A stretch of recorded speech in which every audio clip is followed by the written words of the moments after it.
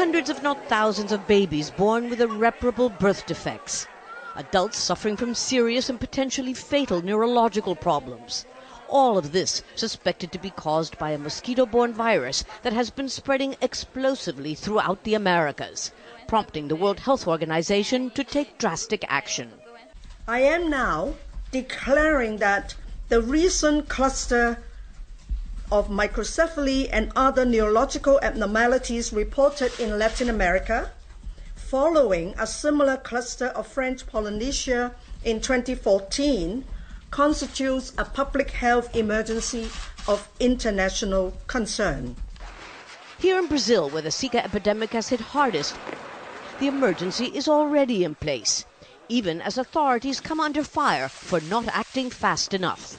Almost a week ago, Brazil's government announced that it would be deploying 250,000 soldiers out onto the streets and into homes to help eradicate mosquito breeding grounds. So far, here in Rio at least, there is no sign of them. But instead, residents have awoken to the news that as of now, municipal health workers, with the help of police, will be allowed to use force to enter homes to detect still water where these mosquitoes breed. These actions help reduce the number of mosquitoes, but not eliminate the virus, which is why the WHO's increased involvement is considered crucial. There were two major recommendations.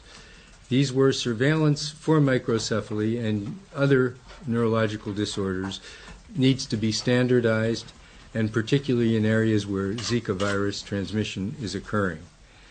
And at the same time, there needed to be intensified research of new clusters of microcephaly and neurological disorders, and to determine in case control and other study methodologies whether there is a causative link.